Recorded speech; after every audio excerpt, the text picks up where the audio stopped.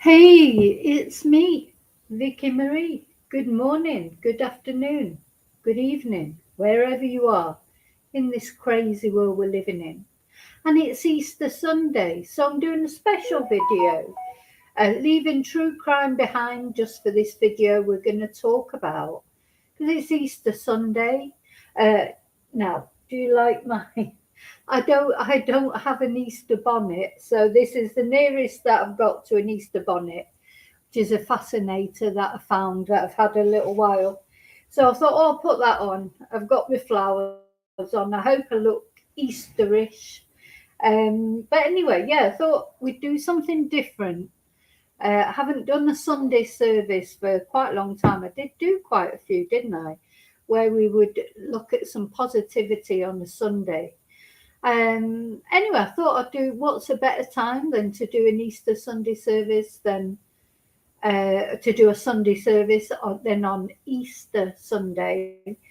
And, I wanted to talk about some things that have been, I've been thinking for a long time about faith, etc. Now, I don't care what faith people have.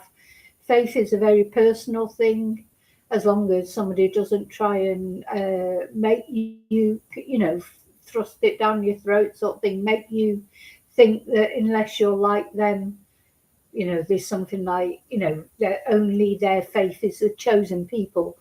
You know, everybody's faith is individual, personal, everyone's entitled to their beliefs, as long as it doesn't hurt anybody else, isn't it? And for me personally, I've struggled to find a religion that I feel, as much as I've got faith, I find religion difficult because, religion causes so many problems, doesn't it? Wars, etc. And also, I think some religions are deeply hypocritical. It's like practice what I preach, not what I do. So I've always had like an issue with religion. Anyway,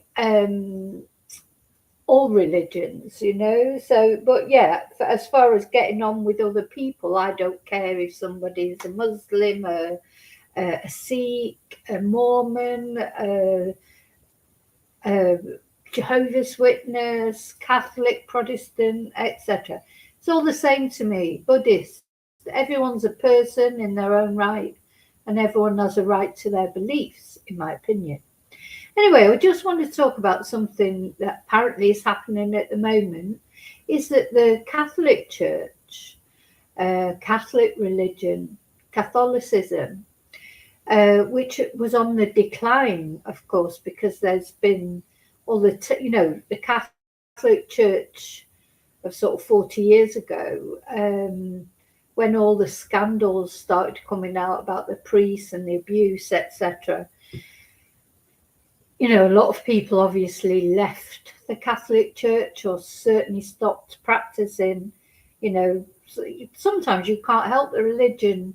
Well, always you can't help the religion you're born into, is it? Your parents decide when you're born what religion you should be. I personally was brought up as a Protestant, but even though my father was a Catholic, my mum was a Protestant, I was brought up as a Protestant. But I do remember going to Sunday school and things like that. We had to go to church on a Sunday. I don't really remember why we stopped going to church on a Sunday. When I was young, we went every Sunday and we went to Sunday school, and I presume that all stopped probably when we got old enough that we didn't want to go anymore. Maybe age. I used to look forward to it when I was a kid because you always got sweets off the priest. When I think about it now, it's like, oh God, I hope he was. I don't remember anything strange going on with the priest, so hopefully there wasn't. But yes, children love Sunday school, don't they? But as you get older, perhaps we started saying we didn't want to go. I don't know. Don't know why we stopped going, but we did eventually stop going on a Sunday. maybe it was from scandals that came out about the church, etc. I don't know. And I say the priest, that must have been a Catholic Sunday school we went to if there was a priest there. Or maybe it was the vicar, but I remember him having robes on. So maybe we went to a Catholic Sunday school even though we weren't actually raised as Catholics. Very strange. These are the sort of things in your family history that you didn't ask at the time. And when your parents have left this earth, of course, you can't ask them anymore. I'd like to ask them now, oh, what happened about that? All the questions you'd like to ask. Anyway, I'm digressing a little bit. But of course, lately we've had this new Pope, Pope Leo. And I've got to say, I'm really impressed with Pope Leo. I liked Pope Francisco as well before, but I'm very sort of anti, the problem is with the Vatican, all the riches in the Vatican, all the, pomp and ceremony and all the money that is in the Vatican. You think, well, wouldn't that be better off sort of that money should be used to help people who are starving all over the world? So you've got all this sort of going on in your head, but like if you haven't got the Vatican and the Pope, etc., the head of the church, do we need that? I just don't know. It's quite confusing. But one thing that I do know, or that I am sure of, in my opinion, is that Pope Leo is a good man, because I like the way he's calling out warmongers, and politicians who, create wars and then pray for their servicemen. So somebody, if Trump has started a war with Iran, and whatever we think of Iran, whether, most of us don't approve of their regime, but that doesn't mean to say that you can just break international law and sort of go in and start killing lots of innocent people. And then he's praying, calling for prayers for the American servicemen. But are they the only lives that matter then? So what I liked that Pope Leo said, of course, was that Christ does not listen to prayers when prayers are said by warmongers, and he said that clearly. Christ does not listen to the prayers of the warmongers. And I really, as a pacifist myself, I really admired him for saying that, for coming out and calling it out. Yeah, why do people think that God is only going to listen to their prayers for their servicemen? What about the innocent civilians that are being killed over there in Iran? Not everyone, there was a whole school of schoolgirls annihilated by an American bomb. So it just doesn't gel. You can't go out there saying, no, you're fighting in a war for the good of mankind, pray for servicemen, and then in the meantime you're killing civilians, schoolgirls. So it doesn't go together, does it? And Pope Leo has called this out. So I'm quite intrigued with Pope Leo. And apparently lately, an interesting fact is that there is a Catholic resurgence at the moment, especially amongst young adults. Apparently, according to AI on Google, and we know that's never wrong. Let me just share that. Yeah. So what do you think of that? I mean, let me know in comments. Are you a Catholic, or maybe you're an atheist? Some people don't believe in God, full stop. Some people believe in a higher power and more of a spiritualist sort of religion. Let me know what your thoughts are, your own personal thoughts. At the stage. Yeah, so let's see what they've got to say.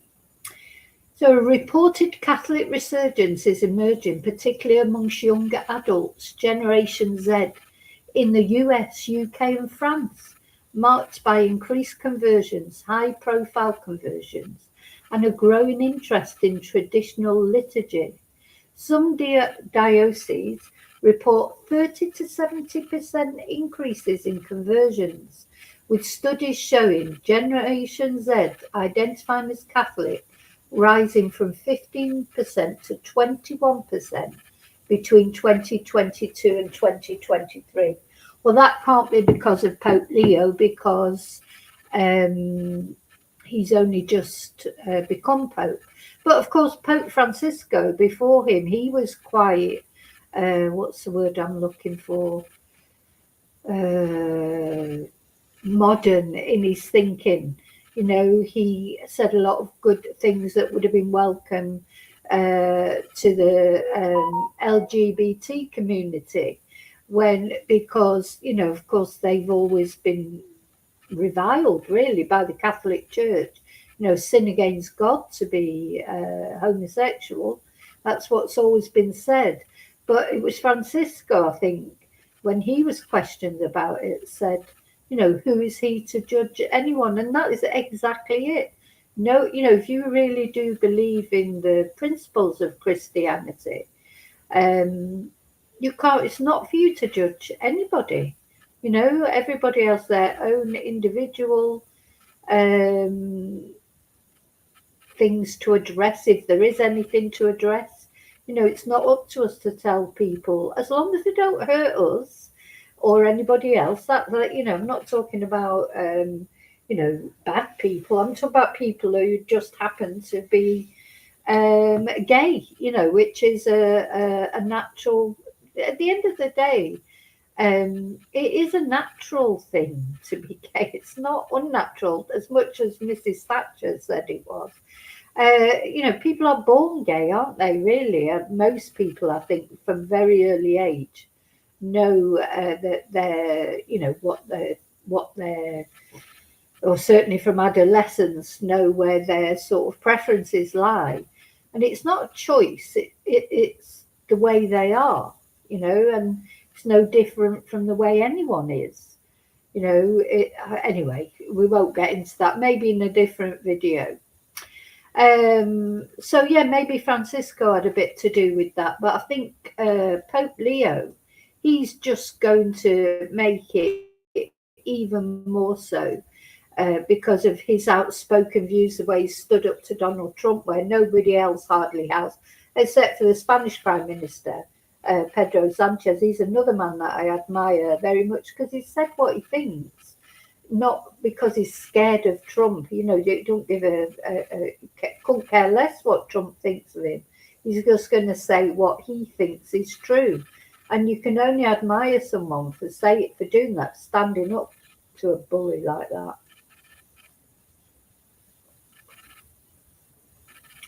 Anyway, so what it's saying here is the key trends in the Catholic resurgence: youth-led growth. Sorry, something just come through on mine. Youth-led growth. Contrary to trends of secularization, Generation Z is driving a quiet revival towards traditionalism. Now, this is interesting, isn't it? Because I always said my hopes were with the young people when, you know, everything just started going to shit, really, didn't it?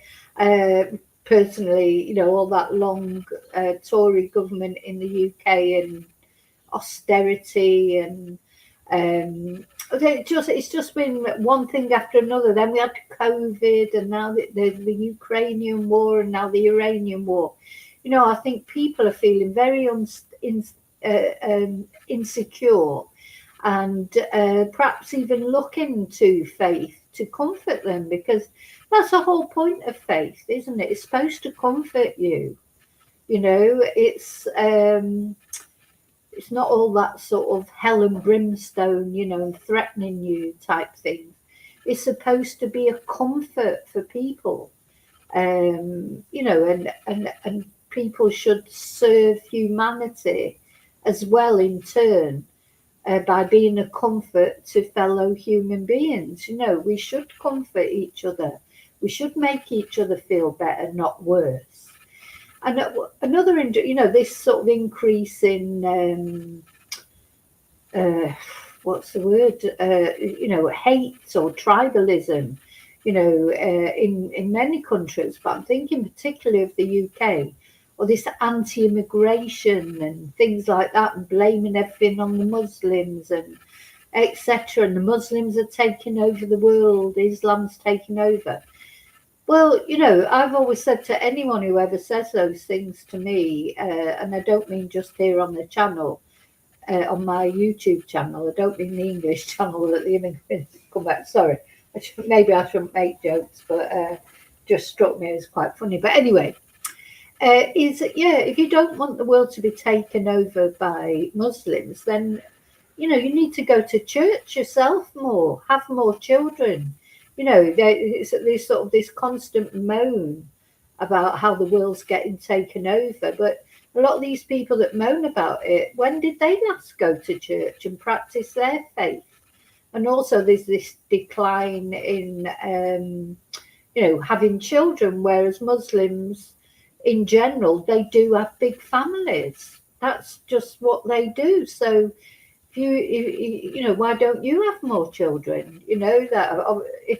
Obviously I can't have any more children now, but I'm talking to young people, or youngish people who are still can have children. Just you sort of criticizing another religion and the people that live under that religion, but what are you doing to sort of, where's your faith?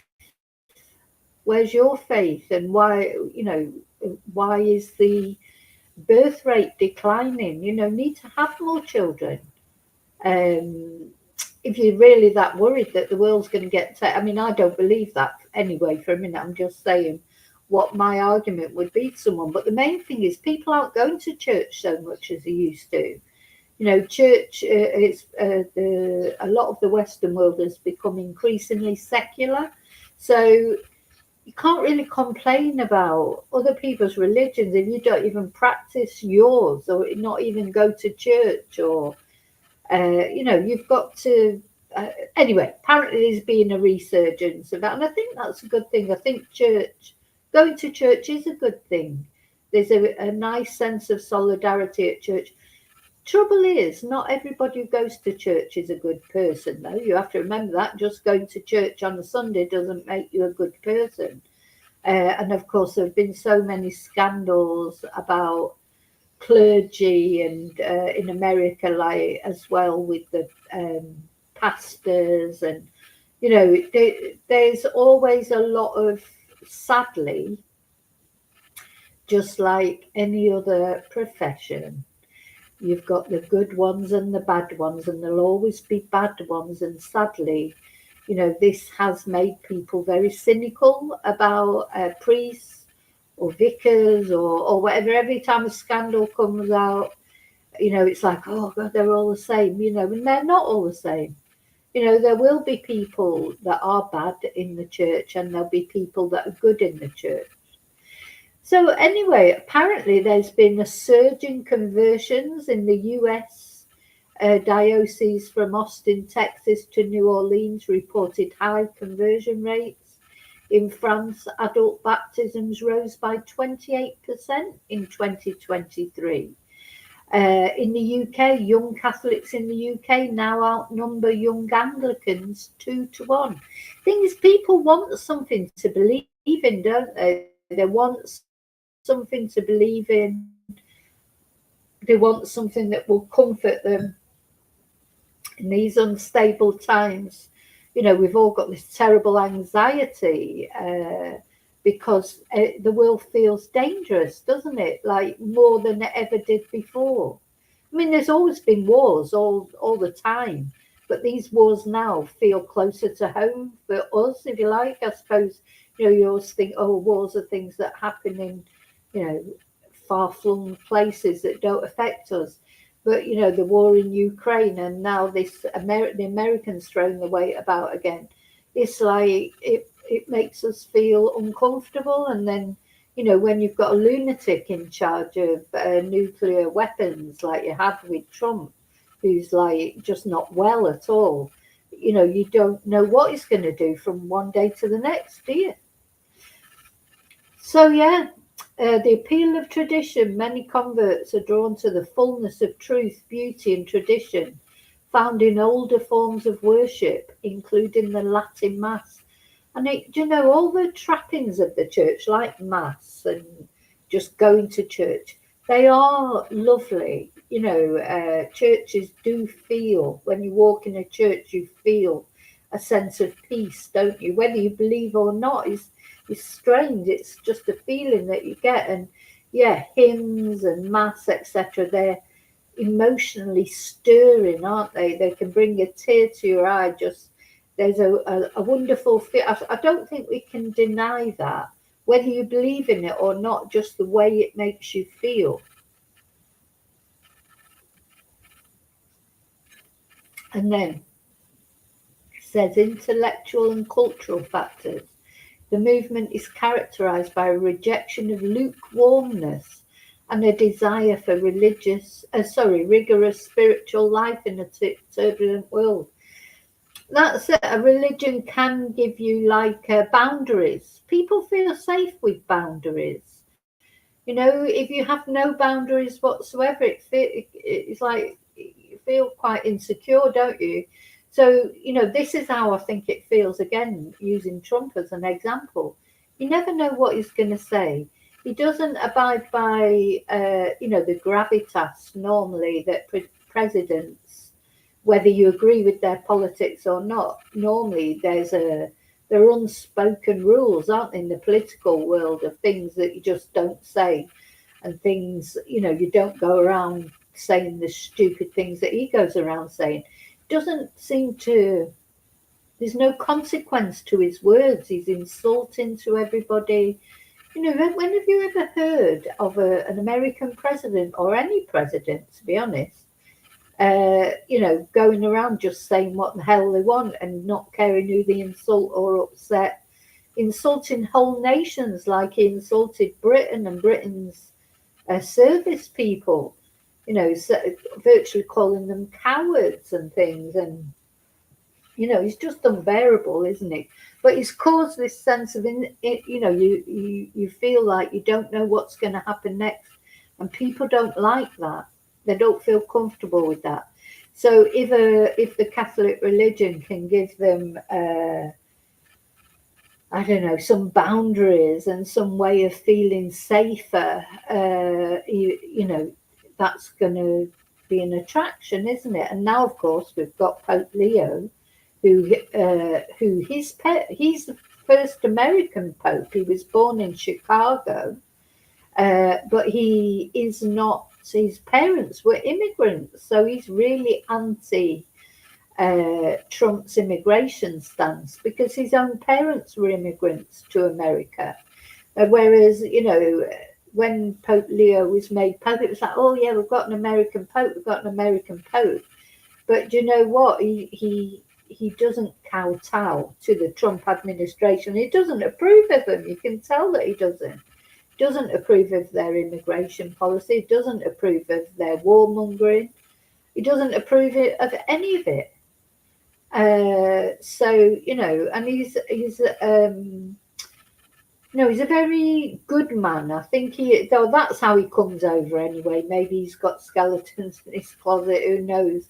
But that's the way it comes over, and the things he says and the things he does, he leads by example. That's important too. So, the desire for rigorous spiritual life in a turbulent world, and contrasting perspectives, anecdotal and regional data shows growth, but some researchers argue that broad national statistics do not fully support a large-scale nationwide return to faith, noting the overall aging population of the church. Well, thing is, you can always find an expert to prove anything you want to say, can't you? But anyway, this resurgence is often attributed to a search for stability and meaning, with many young adults finding a strong, confident identity in traditional Catholicism. Yeah, and I think young people, they need that security more than anyone, because they've got their whole future in front of them. They don't know, they've got to make judgments whether they're going to bring children in. Is the world even worth bringing children into? See, I don't think you get that's something that I think you do get in the Western civilization. A lot of young people now are saying, "Oh, I don't want to bring children into this world because climate change and job insecurity, and now there's wars all over the place." And of course, young people these days they know everything that's going on all over the world, don't they? I often think about that. Like when I was young, like we didn't even know what was happening over the other side of the world. The first time we got to know anything that was going on was Live Aid, with the Live Aid concert and the famine over there. That's the first time I really remember taking any notice of any news from anywhere else except the UK.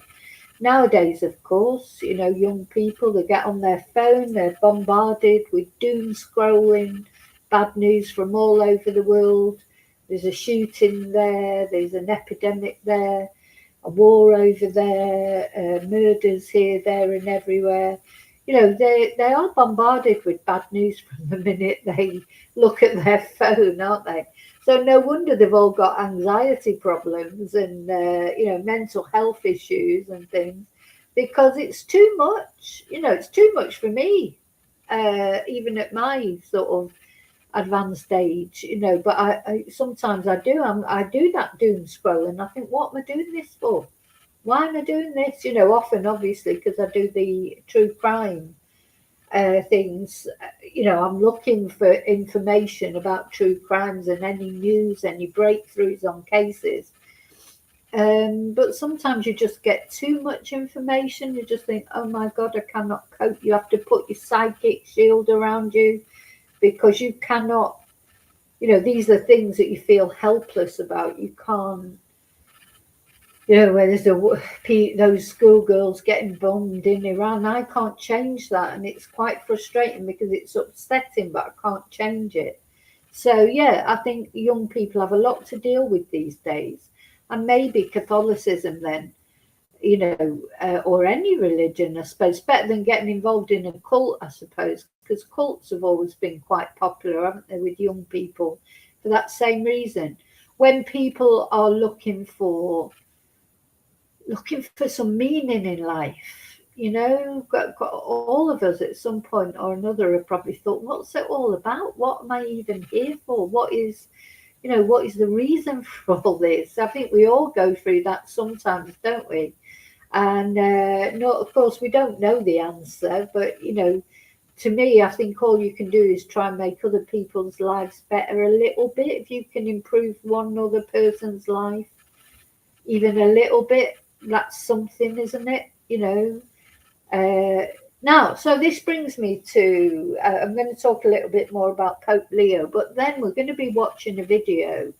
Now, one of my sisters always says, you get your answers from people around you. If you've got a question in your life and that you're saying, like, to God, oh, why is this happening? Or what's my purpose in life? Where should I turn? Maybe you've got choices of a job or somewhere to live or a partner, and you don't know what to do, and you're asking God for help, to give you some guidance.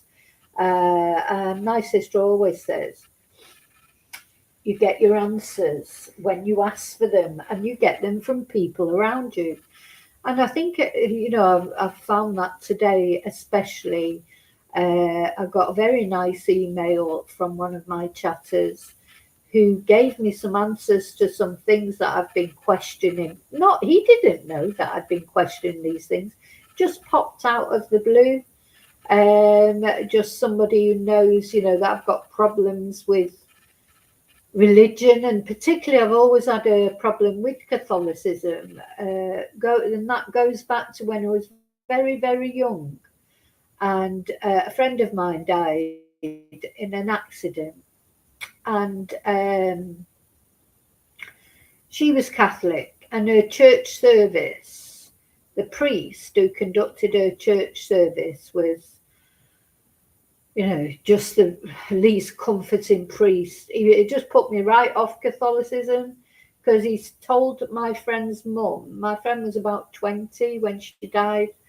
in a car accident. Well, she was run over, but anyway, the whole story is in here. This is my book, for those of you who don't know, Confessions of a Spanish Teacher. It's available on any Amazon site. It is also on my channel. There is a playlist for it on my channel to listen to, where I read it out chapter by chapter.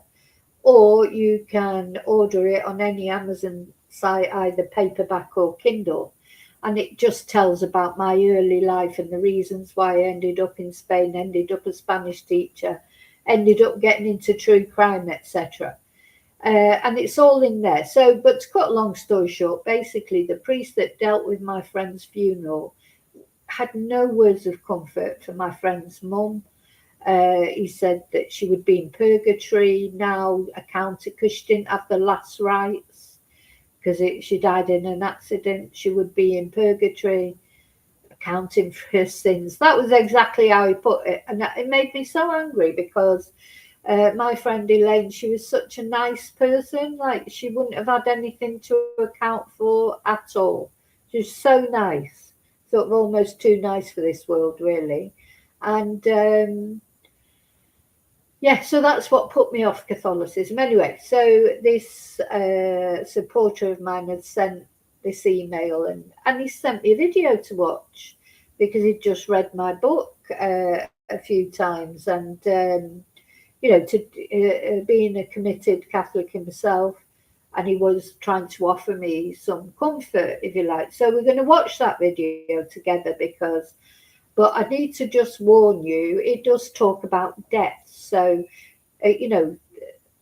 death is a funny thing, isn't it? Nobody wants to talk about it, but it's the most inevitable thing for all of us. It's like we spend our whole lives pretending it's never going to happen to us. We feel uncomfortable talking about it. And then when we lose people, it's just so traumatic, isn't it? To cope with. We try and cope with it. It's difficult to cope with. But maybe we don't talk about it enough, because it is, as I say, you're born, you live, and then you die. That is something we've all got in common. Doesn't matter your colour, your religion, your financial circumstances, which part of the world you live in. That is something every human being has got in common. You're born, you live. If you're lucky, you live a long time, but some people don't live a long time, and then you die. That's it. They are certainties in this world, and nothing that anyone can do can stop that happening, because we don't choose to be born, but before we know it, we're alive. We can't do anything about it, except maybe take our own lives, I suppose. So anyway, it's funny, really, but it's like a bit of a taboo subject, isn't it? But I think this priest talks about it in a very comforting way. Well, I found it comforting, but it's also very emotional, obviously, for any of you who've lost anyone, or or worrying about your own demise, because we're all terrified of dying, really, in a way. You are and you're not. It's inevitable, but you're scared because you don't really know, exactly what happens. You're scared of that feeling, aren't you? What's going to happen? How am I going to feel?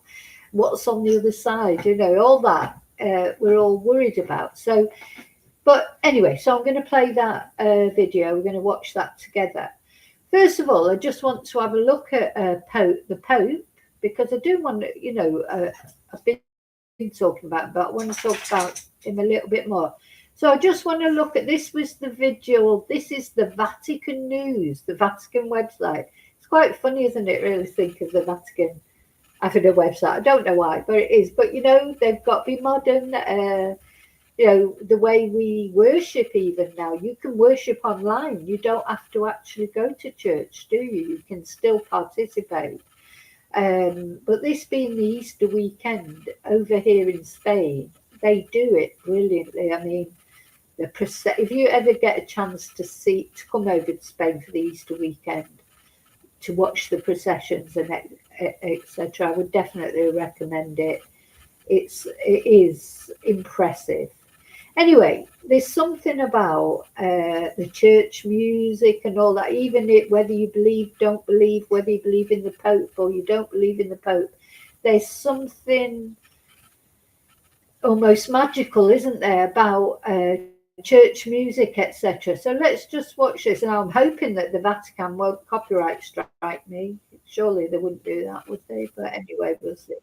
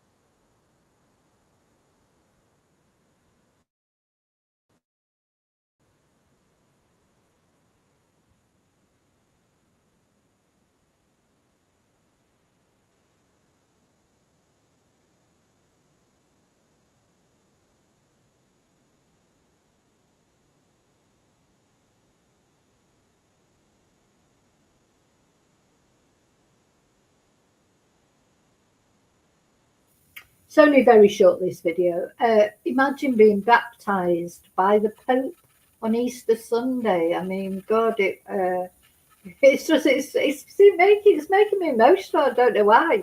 So there's something about it that just gives you that. I don't know how to explain it. It feels special. Oh, what happened there?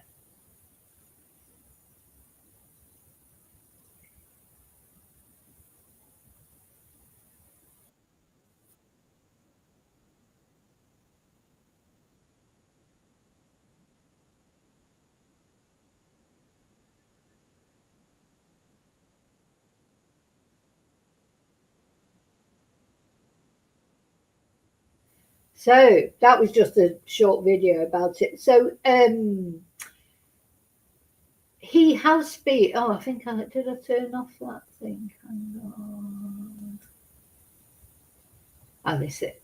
So he has been trying to turn that one off. Stop sharing. Stop sharing.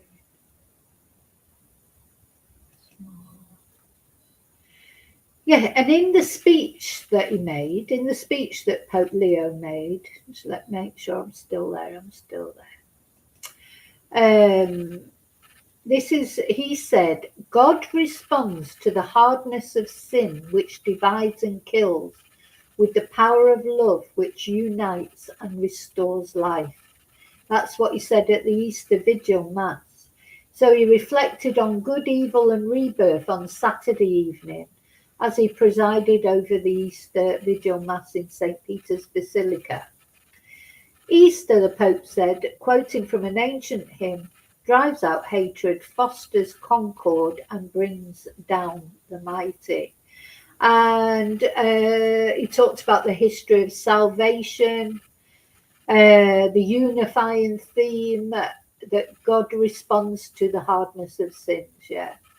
And don't forget, he'd already said a few days earlier, let's have a look, that, God does not listen to the prayers of warmongers. So if you wage war, God will not listen to you. What else did he have to say? He said, we talked about the power of God's love is stronger than any force of evil.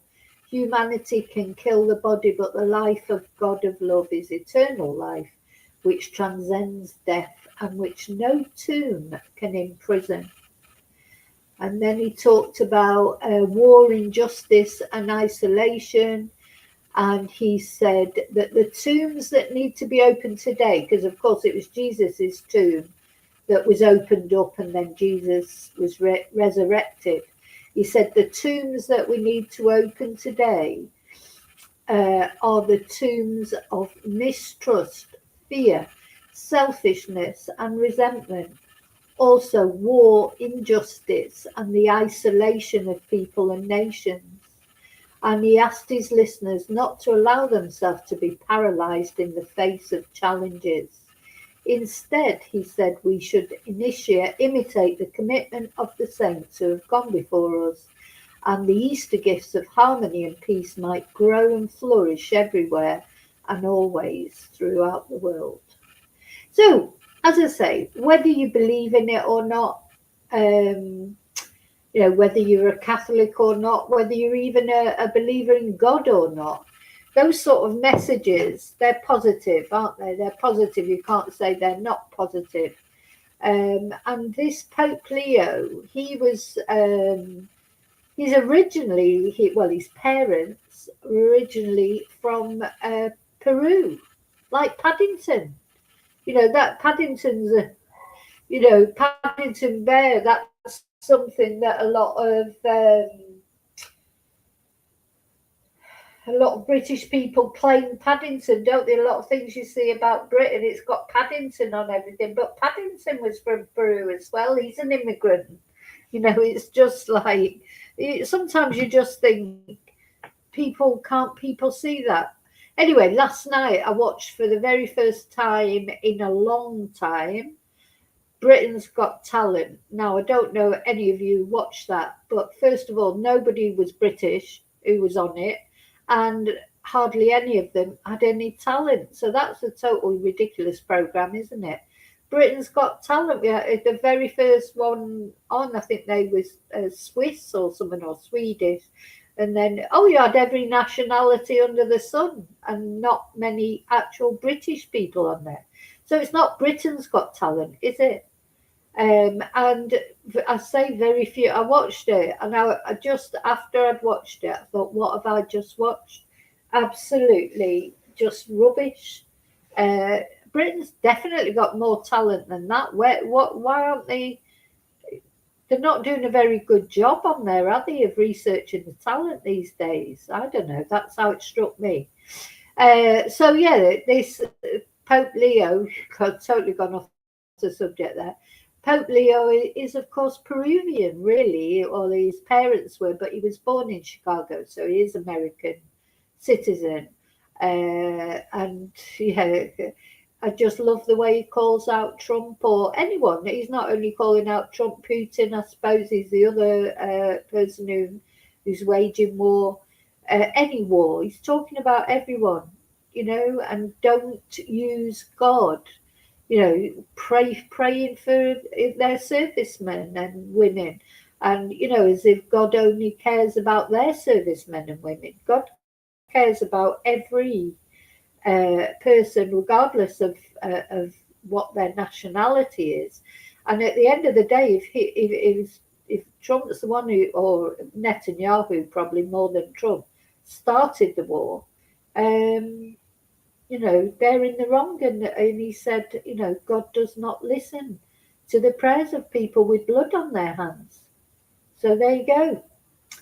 So yeah, do like Pope Leo. So now I'm going to show this video that somebody sent me, which is a Catholic priest talking about. Now, I can't even say this is, in his opinion, what happens to you when you die. This is his... this is what he quotes, like scriptures, etc. This is what the Catholic Church, the doctrine of the Catholic Church, believes. So regardless of what individual priests might go around saying, this is what the Catholic Church believes. And I think it's sort of quite comforting, but I just want to warn you, he's going to talk about death, so, it might upset people. But, there's none of us who haven't experienced bereavement, I don't think. I bet I'd be very surprised if there's anyone out there who hasn't lost somebody that they loved very much, or even a pet that they loved very much. When you lose someone close to you, or even a furry sort of family, part of the family, the sense of loss and emptiness, the void that they leave behind them, it's like really, we really feel it, don't we? We're looking for comfort because, sadly, death is a part of life, isn't it? And even the Queen, of course, she said grief is the price we pay for love. You never look feel grief for anyone, but you can't help it. You don't always. You always say, "Oh, I'm not going to fall in love again. I'm not going to get that close to someone again." Or that's just when somebody, a relationship breaks down. But if you actually lose a partner, or when you lose your parents, or some people lose their children, I just don't know how people cope in that, because that's the wrong order, isn't it? To lose your children. Parents aren't supposed to lose their children. Children are supposed to lose their parents when the time is right, when their parents are elderly.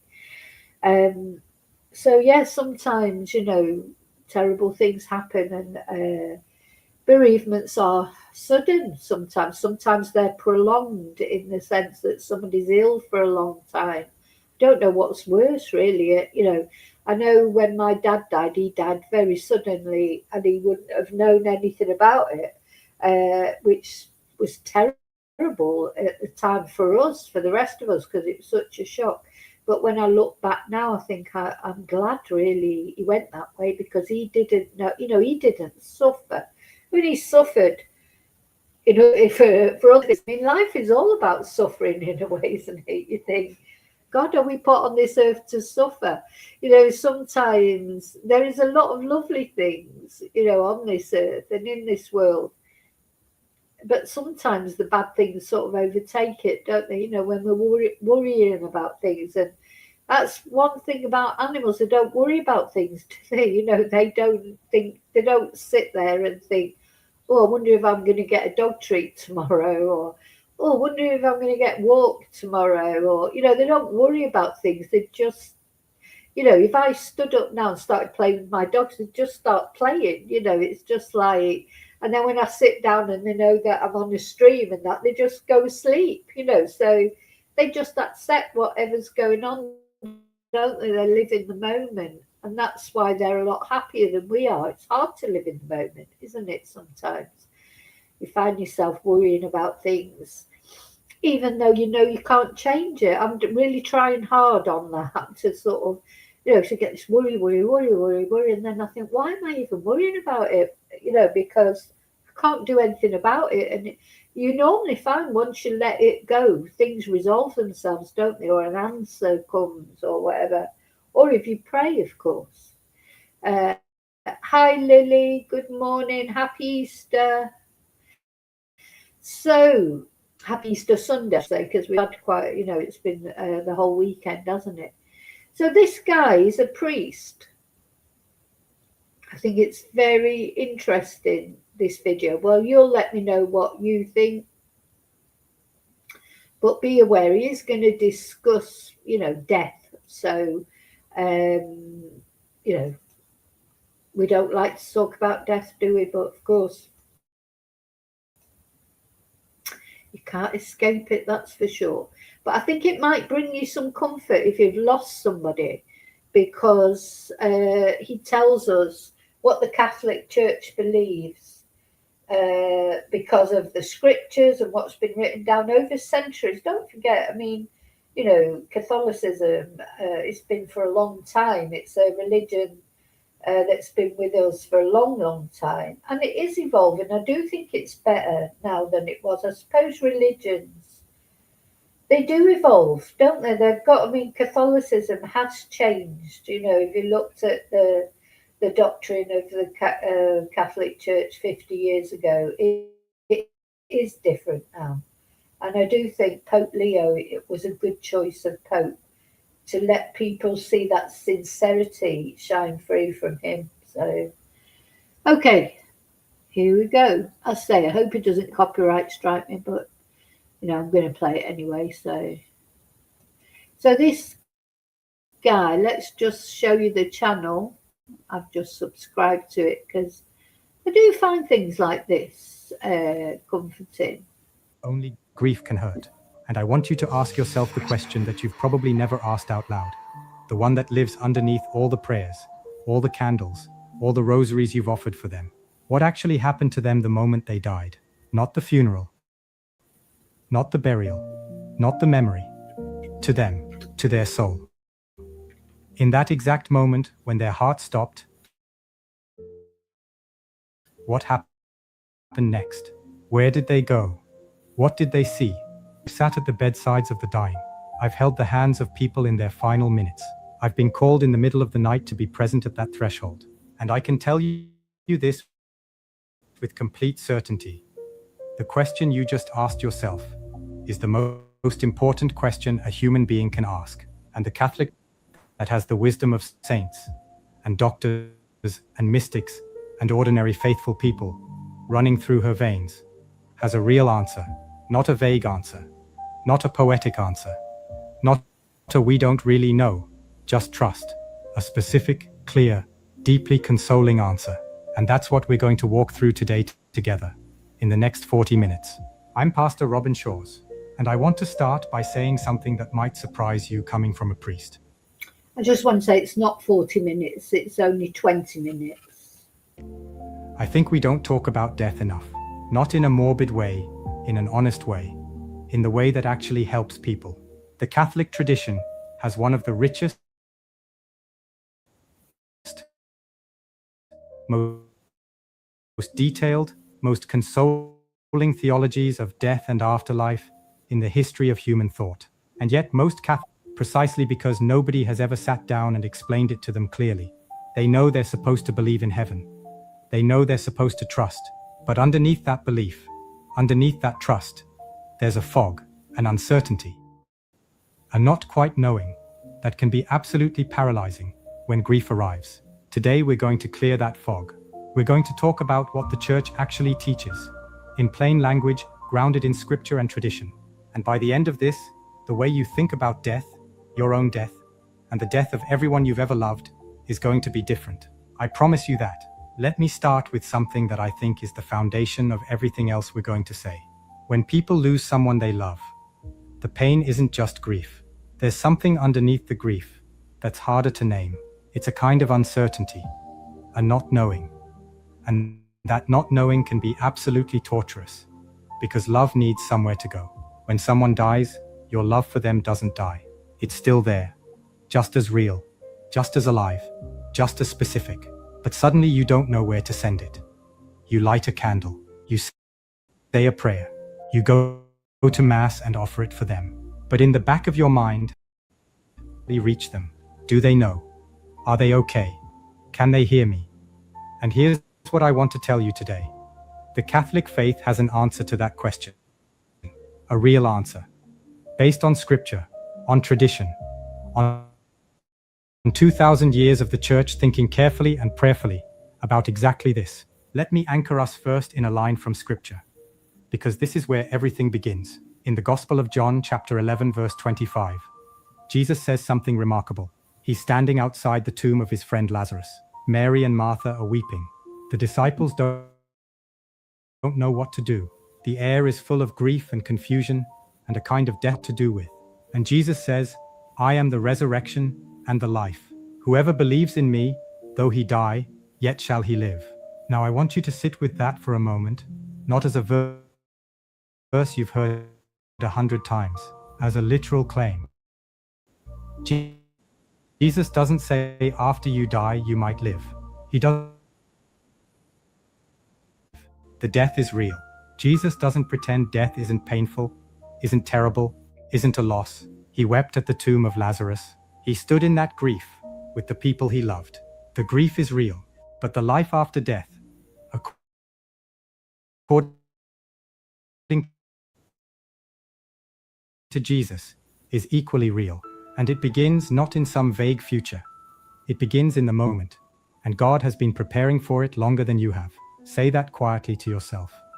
Your soul was made for this moment, and God has been preparing for it longer than you have. So what actually happens? Let me walk you through it, as clearly as I can. Not with theological jargon, but with the kind of plain language that the Church herself uses when she wants to be understood. The moment your heart stops, your soul separates from your body. This is what we call physical death.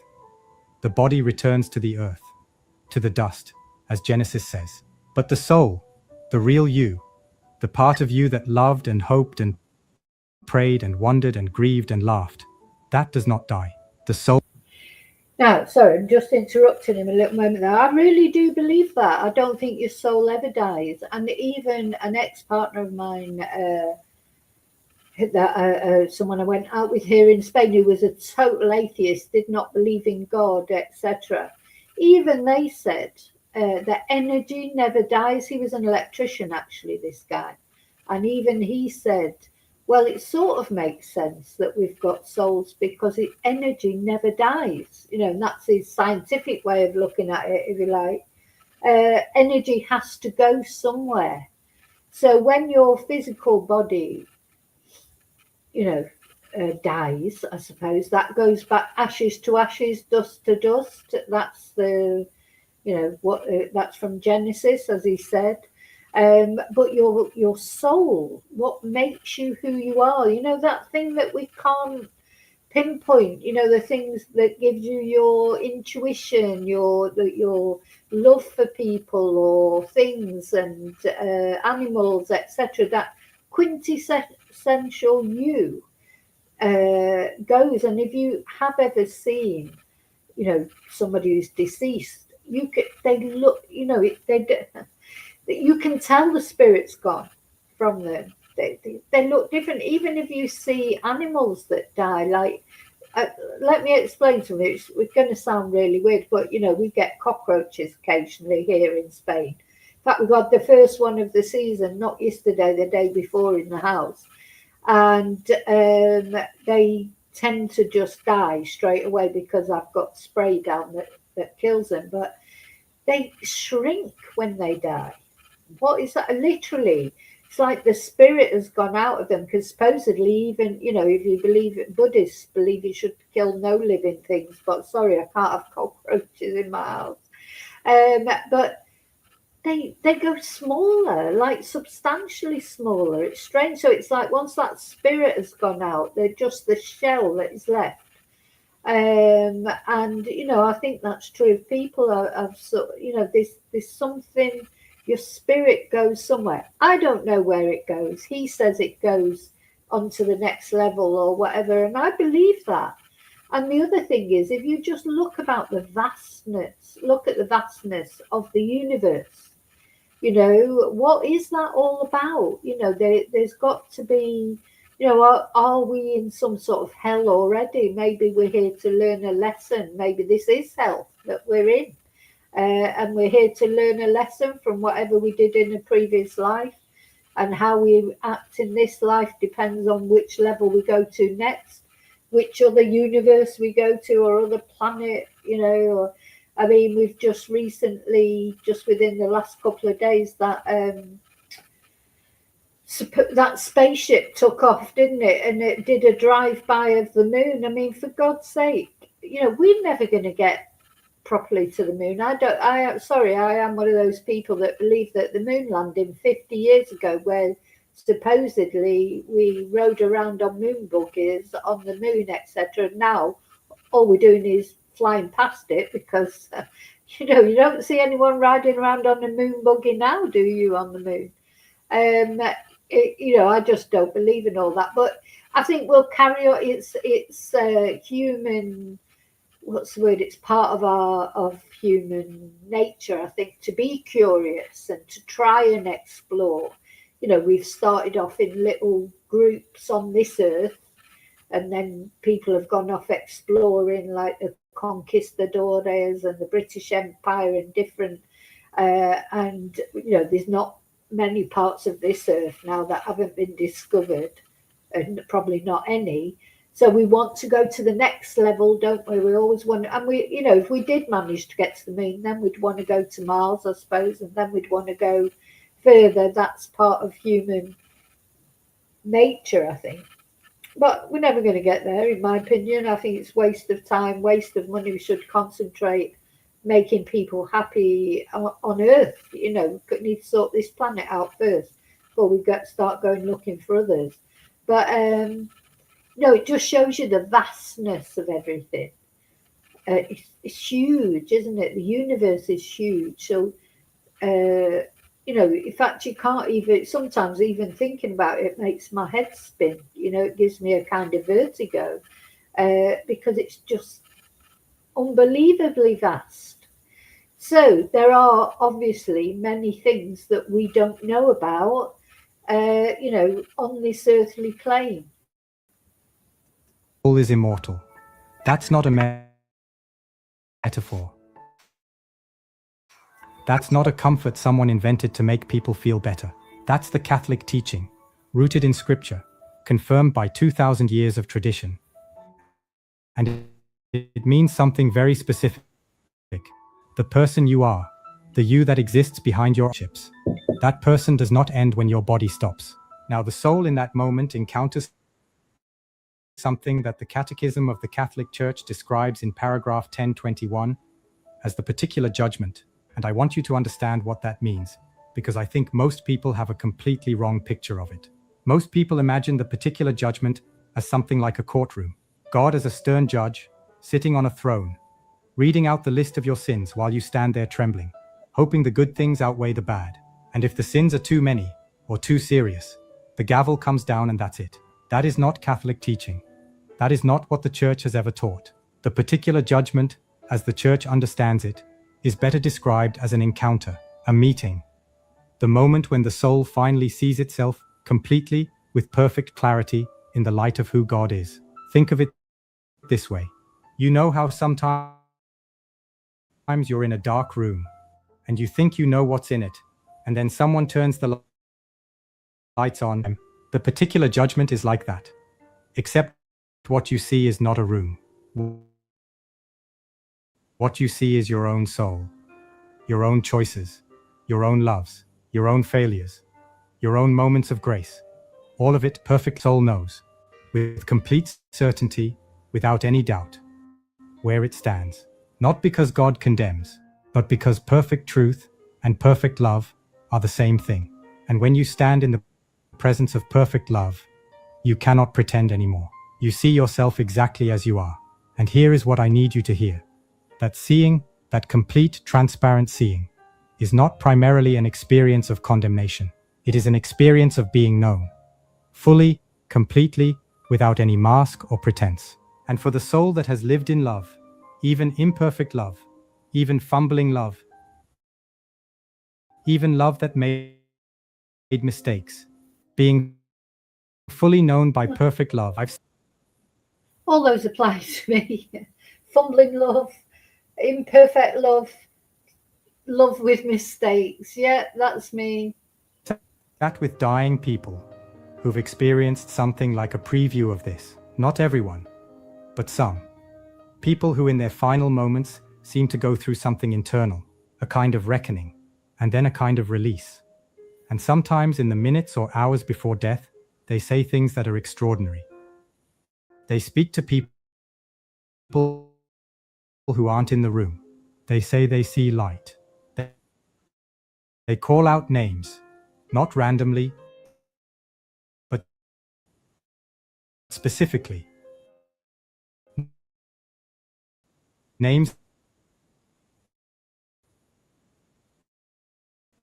in just right up until those last hours. Looked at something in the corner of the room that I couldn't see. And she said very quietly, oh, it's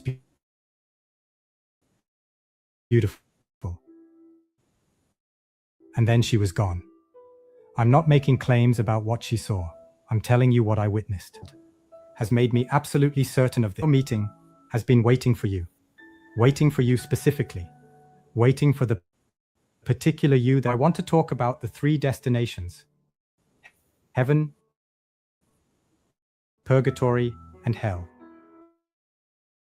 And I want to do it in a way that not a location. It is a relationship or the. Let me start with heaven. And let me ask you a question first. When you think of heaven, what do you picture? Clouds, probably. Maybe harps, maybe an endless church service. I've had people tell me they're not sure they want to go to heaven. It's almost Heaven sounds boring. Thing is, as you get older, boring is good, isn't it? So yeah, maybe when you're young, you're like, oh, I don't want to go to heaven because it'd be boring. But as you get older, boring is good. deliberately unappealing. But that image has nothing to do with what the church actually teaches. The Catechism, in paragraph 1023, describes heaven as this perfect life with the most holy Trinity, this communion of life and love with the Trinity, with the Virgin Mary, the angels, and all the blessed. Let me translate that into plain language. Heaven is not a place where you float on clouds. Heaven is the full, complete, unobstructed experience of being loved by the source of all love. It is the final arrival, the moment when everything in you that has always been reaching towards something finally reaches it, when every longing is fulfilled, when every question finds its answer, when every loss is restored. Not replaced, restored. The people you've loved and lost. The church teaches that in heaven, you will recognize them. You will be reunited with those who have died in God's friendship. The love you have for the people you've lost does not end. It is completed. It is transformed into something even more real than it was here. Because here we always love through limitations. Through the limitations of time, of distance, of misunderstanding, of the body's fragility. In heaven, those limitations are gone. And what is left is the love itself, in its pure form. Think about the most beautiful moment you've ever experienced. The moment of greatest joy, greatest peace, greatest connection. The sunset that made you catch your breath. The piece of music that made you feel something you couldn't name. The moment when you held someone you loved and felt, for just a second, that everything was exactly as it should be. C.S. Lewis described heaven as the place where everything in our earthly life turns out to have been a shadow, a hint. I mean, it's so lovely to hear that. I mean, we've all had, although of course, we've all had traumas in our lives, I'm sure, but we've all had nice times in our lives, I think, don't you? You know, there must be some times that we can think where we've been madly in love, or we've seen, like I said, a beautiful sunrise, or we've had a nice time with our animals, or our kids, or our, you know, there's always lovely times that we can remember, and maybe if we're going through bad times at the moment, maybe we forget about those times sometimes, but we have to cling on to them. The only past you should live in is the good past. You know, there's no point in going over mistakes that you made in the past, because there literally is nothing you can do about it now. I've done loads of things that I've thought afterwards, oh God, I shouldn't have done that, or I wish I hadn't have done that. You know, but I'm talking about things. You can't go back 10 years and wish you didn't do something. You know, you did it and that's it. So you've got, but the only past memories that you should cling to are the good memories, and the bad memories, you just have to let them go, don't you? A foreshadowing of something infinitely more real. Every beautiful thing you've ever seen. Every moment of genuine joy. Every time you felt truly loved. Have God made us for. Now, Oh, so it's nice to think that that's supposedly what heaven is like. So, but the other thing is, what you have to remember is life. It's not just, you're not just blissfully happy like for weeks on end, are you? Are you? The happiness that you get in your life can be little things, literally, but it doesn't last. But just like the bad things don't last, you know, we have bad experiences, and they can last 10 minutes, or they can last 10 days, or even 10 years, really. But the same with the good memories. They're not You don't just walk around, or not many people walk around in this blissful state of everything's fantastic. But we do all have these moments of nice things. Might be just someone smiling at you, saying something nice to you, catching the sun, or whatever. So, we have to cling to those positive times. Purgatory. And this is the one that I think is most misunderstood, even by people who have been Catholic their whole lives. Most people think of purgatory as a kind of temporary hell, a waiting room of punishment, a place where God makes you suffer for your sins before he lets you into heaven, as if he needs to get his satisfaction first. That is not what the Church teaches. It has never been what the Church teaches. The Catechism, in paragraph 1030, says all who die in God's grace and friendship, but still imperfectly purified, are indeed assured of their eternal salvation, but after death they undergo purification, so as to achieve the holiness necessary to enter the joy of heaven. Notice what it says: assured of eternal salvation. Wait to find out. But who need a kind of final preparation, a final healing. Think of it this way. Imagine you've been sick for a long time, really sick, not just physically, but in your habits, your patterns, the healing. But even after the healing, there's a recovery period. The body, the soul still carries the marks of what it went through. The muscles are weak, the patterns are still there, and it needs time to be fully restored to the health it was always meant to have. Purgatory is that restoration. The soul is already saved. It is already on its way to heaven, but it is being purified, healed of the attachments, the wounds, the habits of sin that still cling to it even after they've been forgiven. Not as punishment, not as God getting even, as healing, as love. Because the God who loves you too much to condemn you for your sins also loves you too much to let you enter into perfect joy while still carrying the weight that prevents you from receiving it fully. And here is what I need you to hear, because this is the most practically important thing I'm going to say today. Your prayers reach the soul in the second book of Maccabees, chapter 12, verse 46, which says, "It is a holy and wholesome thought to pray for the dead, that they may be loosed from their sins." The Mass offered for a soul in purgatory. Every Mass, every rosary, every prayer, every act of charity offered for them has real, actual spiritual efficacy. It helps them, it draws them closer to the moment of their full entrance into the joy of heaven. When you pray for someone who has died, you are not just comforting yourself, you are doing something real, something that matters, something that reaches across the barrier of death. And then I think with praying, at the end of the day, it's never going to do any harm, is it? So, praying brings you comfort, that you're thinking, you're praying for your loved one. It's something you can do for them even though they're gone. And according to this priest, he's saying that, yeah, it does reach them. And, we can only hope that it does, but it certainly can't do any harm. Prayers can't do any harm, can they? there is hell. And I want to be honest with you about this, because I think the Church's teaching on hell is one of the most misrepresented doctrines in all of Christianity. I've heard hell used as a weapon, as a threat, as a tool to frighten people into compliance, and that is not what the Church teaches it for. The Church does not teach that God sends people to hell. The Church teaches that hell is the consequence of a free choice, the choice to definitively, finally, completely reject God's love. The Catechism, paragraph 1033 says, "We cannot be united with God unless we freely choose to love him. God does not force anyone into heaven. That would not be love. Love by its nature can be refused. And hell is the state of the soul that has finally and completely refused love. Not accidentally, not because they didn't know better, but as an act of ultimate, definitive will. I'm not going to stand here and tell you that hell is empty. The Church doesn't teach that. But I'm also not going to use hell as a club to frighten you, because that is not what the gospel is. The gospel, the word means good news, is an invitation, a passionate, relentless, merciful invitation from a God who, as the parable says, runs toward the returning prodigal while he is still a long way off, who, as St. Paul says, wants all people to be saved and to come to the knowledge of the truth, who, as Pope Francis has said again and again, never tires of forgiving, never tires of waiting, never tires of reaching. So this must have been done when Pope Francis was alive.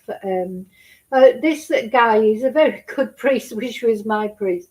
Yeah, so he's saying that hell is for people who just refuse to accept God. It's not God saying that they have to go to hell. They take themselves there in a way, I suppose. I mean, I believe in hell. I believe in good and evil. So I believe in God. And as I've said before many times in videos about true crime, you know, the devil is here with us, walks amongst us in people. And he's always looking for someone to take over, you know. It's with sometimes it's like with mental health, isn't it? And that, like the Southport attacker and people who do real random acts of evil, like some people do. I think that is definitely the devil in them, and you know, some people do refuse to accept God, but not only refuse to accept Him, but you know, they're sort of choosing a bad path. Some people do choose a bad path in life because we're always faced with choices, aren't we? And for most of us, God, how many times, you know, you get angry, say, with people, and you think it's a common thing for us to say, oh, God, I could kill him, you know, I could kill him, kill her, or whatever. But we're not going to kill him. You know, we say it, but we don't mean it. But some people say it and they mean it, and they go ahead and do it. And they kill children, and they kill vulnerable people, and it's just terrible. So there's got to be some evil working in them, isn't it? Surely, you know, I believe in the basic goodness of human nature. I do believe in that. There is a lot more people doing good things in the world than bad things. It's just the bad things, you know, overshadow sometimes. But yeah, it's, you know, it's a food for thought on Easter Sunday. Out. What I will say about hell is this. The choices we make in this life matter. Yeah. They shape the soul.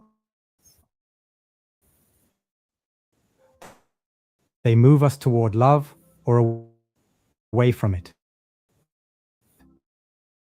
They make us in more capable. Life matters. Not to earn something, one more capable of the love that is heaven. Someone who, when they finally stand before perfect love, can receive it rather than flee from it. Now, I want to give you something very practical, because I know that many of you are watching this because someone you love has died.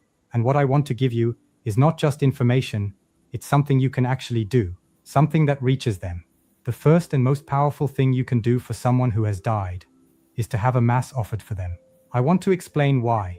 Not as a religious obligation, but as a reality. The Mass is not just a memorial. It's not just a beautiful ceremony that helps us feel better. The Mass, according to Catholic teaching, is the representation of the sacrifice of Christ on Calvary. Every Mass is Calvary. Every Mass is the moment when the infinite love of God is poured out. And when you offer that Mass for a soul, that infinite love reaches them.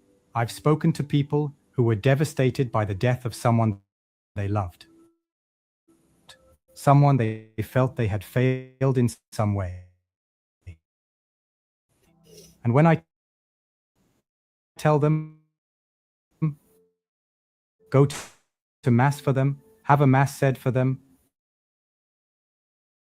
sometimes I see suddenly understand helpless. Thing is the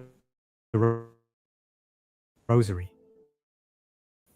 And I want to give you a specific way to say it out loud, if you can.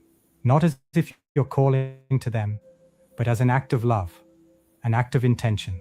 And as you pray through each decade, hold them gently in your imagination.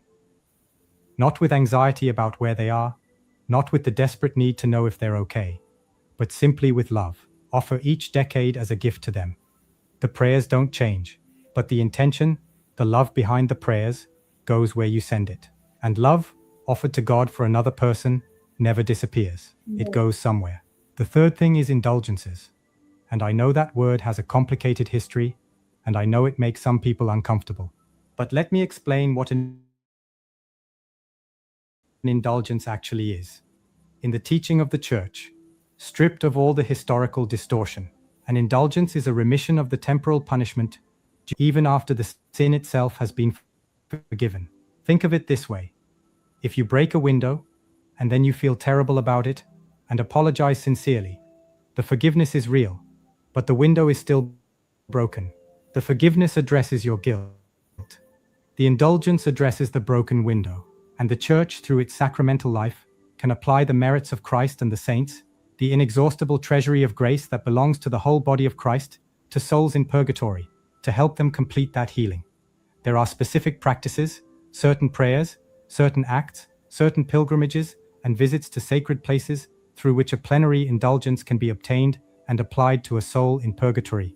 I encourage you, if you've never explored this, to ask your parish priest about it. It is one of the most ancient and beautiful forms of charity in the Catholic tradition. And the fourth thing, and this is the simplest and perhaps the most underused, is simply speaking to them, not as if they're a ghost, not as a spiritualist practice, but as what they are, members of the body of Christ, members of the family of God, who are more alive than they have ever been, just in a way that's different from what we're used to. Tell them you love them. Tell them you miss them. Ask them to pray for you. The Church teaches that those who have died in God's friendship can intercede for us, that the love between us and them does not end at death, but continues, transformed, across that threshold. They are not gone.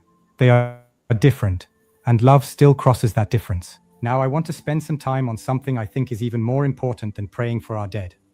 As important as that is, I want to talk about how to lose the fear of your own death. Because I think for many of you, the real anxiety underneath all of this is not about them.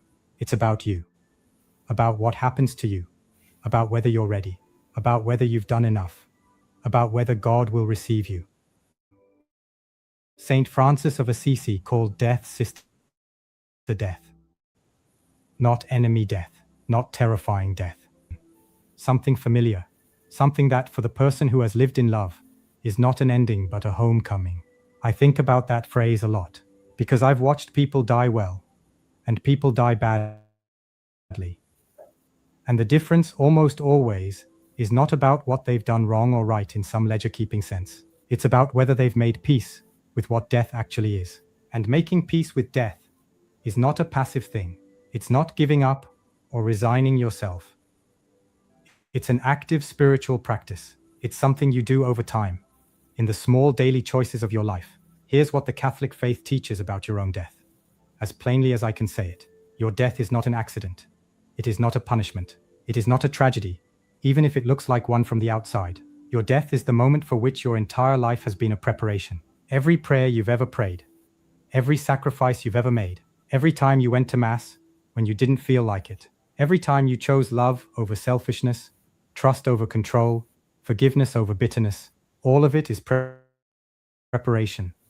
All of it is forming the soul that will one day stand before God and be seen completely and loved completely. Saint Teresa of Avila wrote, "Let nothing disturb you. Let nothing frighten you. All things pass.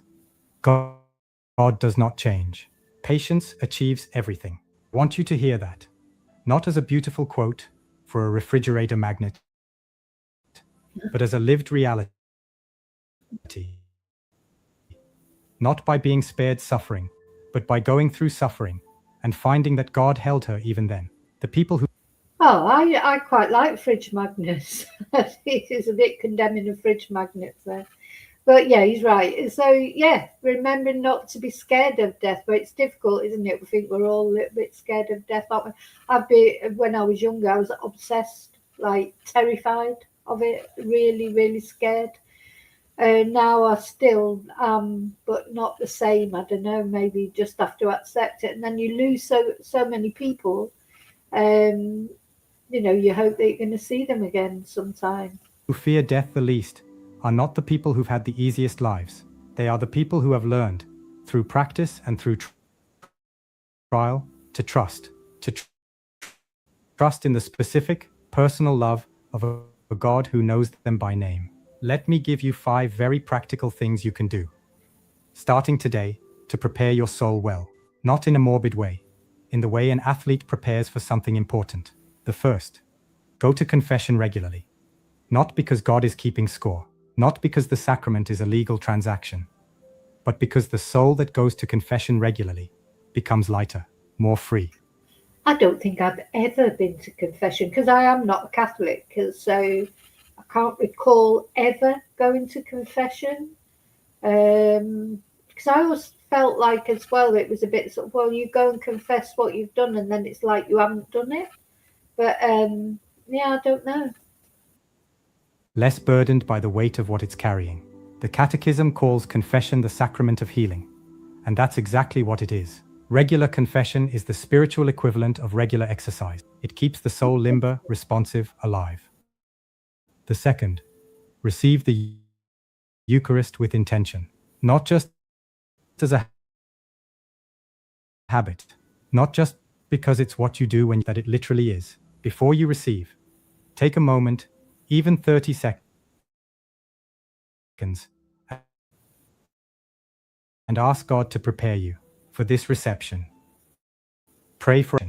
Many of the great saints prayed this prayer every day. A happy death doesn't mean a painless death or a comfortable death. It means a death in which you are at peace, in which you have received the sacraments, in which you are surrounded by love both human and divine, in which your soul is ready to make that alive. I say this gently, but I say it with complete conviction. Many people's fear of death is really a fear of letting go of control, of letting go of the people they love, of letting go of the life they've built, the plans they've made, the future they've imagined. And the spiritual practice of surrender, of trusting God with the things we cannot control, is the most important preparation for death that exists. Because death is the ultimate surrender, and the person who has practiced surrendering small things, who has learned to hold the people they love with open hands rather than clenched fists, will find it far easier to make that final surrender when the time comes. And the fifth, remember that God... I just want to say that I think that's true in life, as I was saying earlier, when you let go of a problem, how can I explain it? Well, it's happened to me anyway. Believe me, it's something very big that was happening in my life. And in the end, I just let it go. I sort of almost had to let it go because I mean, you still have to deal with it and grapple with it, but you have to, if you try and think too far ahead, I was sort of thinking, this is never going to get any better. This is never going to change. I can't cope. I can't do it, etc. And then you get to a point where you just let it go. They have this saying, don't they? Let Jesus take the wheel, or just give it to the universe. If you don't believe in God and Jesus, you can give it to the universe. Let the universe deal with it. Because some things are too big for you to deal with. And if, like me, you're a bit of a control freak, you think you can cope with everything. I think I am a strong person. I cope with most things, that life throws at me. But, sometimes things just knock you completely sideways, don't they?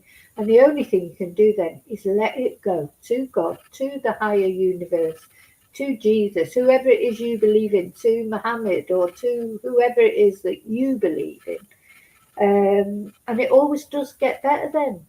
Maybe it's just coincidence because you feel better because you've let it go. But sometimes you try and hang on to problems so much, worry about them so much. And it's when you let go that they do resolve. God's love is not conditional on your worthiness. This is the one I want to leave you with. The fear that you're not good enough, that you've done too much wrong, that you've failed too many times, that God couldn't possibly receive you with warmth and welcome. That fear is a lie, and it is one of the most destructive lies in a person's spiritual life. The God at the moment of death is not the God of the courtroom. He is the God who ran toward the prodigal son while he was still a long way off. He is the God who said from the cross, with the last of his strength, Father, forgive them. That is the God you will meet. And he already knows everything about you, everything you've done wrong, everything you wish you'd done differently. Before we close, I want to pray with you, for you, and for everyone you've loved and lost. Just take a breath. Let your shoulders relax and bring to mind the face or just the name or just the feeling of someone you've loved who is no longer here. Lord Jesus Christ, we lost. We pray for them, sometimes not knowing if our prayer them, but trusting that you receive every prayer, every candle, every tear, and that nothing offered in love is ever lost to you. We ask you, Lord, in your mercy, to receive the souls of all those we have loved. Draw them close to you. Heal whatever in them still needs healing. Complete the work you began in them, and let them know somehow, in whatever way souls know things, that they are still loved, that we haven't forgotten them. Lord, for those of us still here, give us the grace to live without the fear. Give us the grace to trust that you hold, not only our loved ones, but our own lives, our own deaths, our own souls, in hands that are completely safe. Let us live well, so that we may die well. Let us love well, so that love is what we carry with us into that meeting. Your soul was made for this moment, and God has been preparing for it longer than you have. Amen. Write in the comments the name of someone you want us to pray for today. Just their name. Nothing else is needed. We will pray for all of them together, right now. If this video has been meaningful to you, please share it with someone who is grieving. It may be exactly what they need to hear. And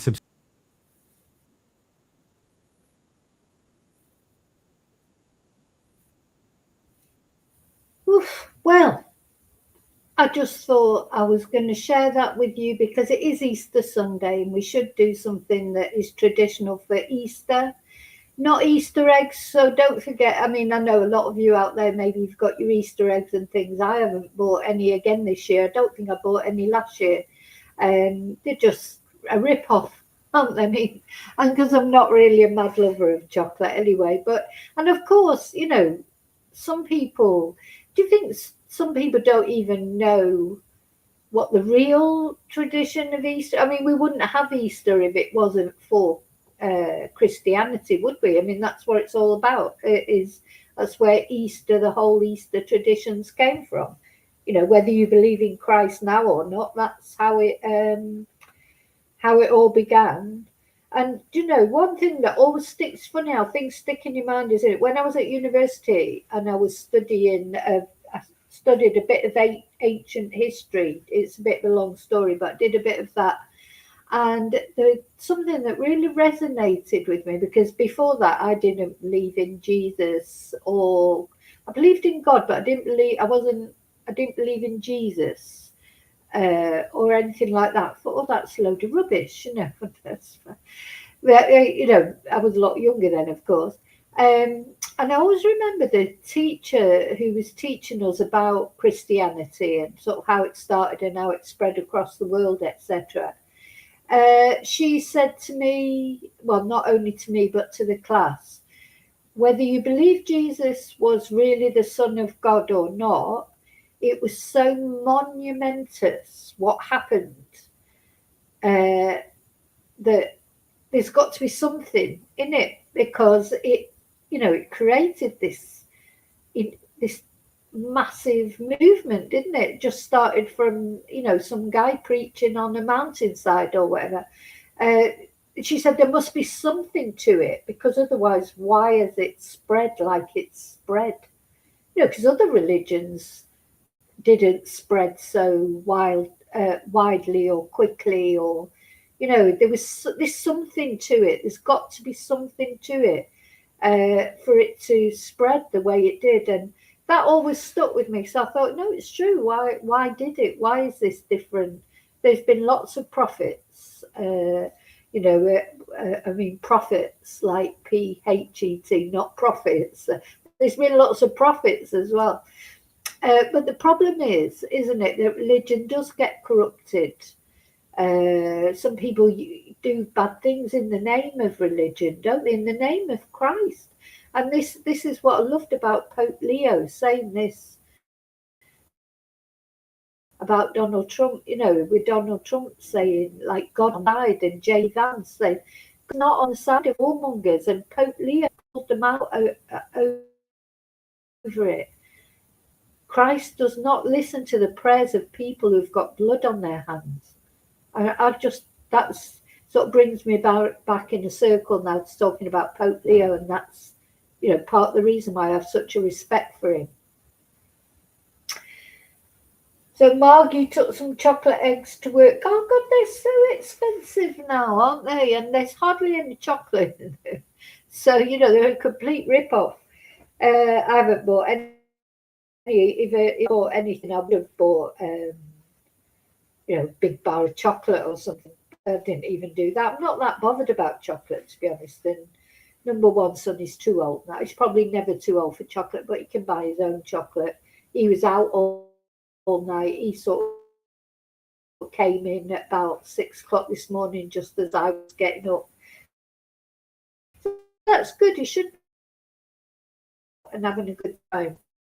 I hope you had a great time. I probably won't be on today. Listen, whatever you're doing today, whether you celebrate traditional way, a religious, or whether you celebrate Easter just by having some chocolate eggs, or whatever you decide to do today, this Easter Sunday, I hope you have a blessed day. I hope you have a fabulous day. I hope you're well. I hope you're looking after yourself.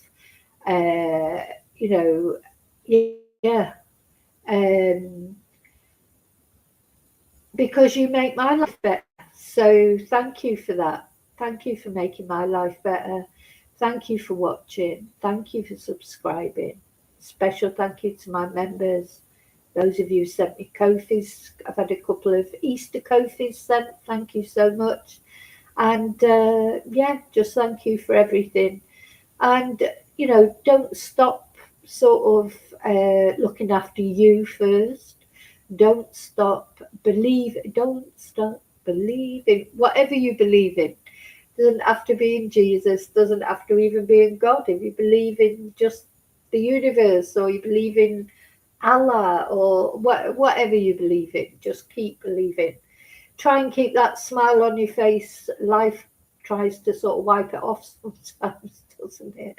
But you just got to keep on going. And if you have lost people, they're only just a step away, I think. And I think they do hear you, when you speak to them. Sometimes they come and talk to you in your dreams, don't they? Or, I've had that experience anyway.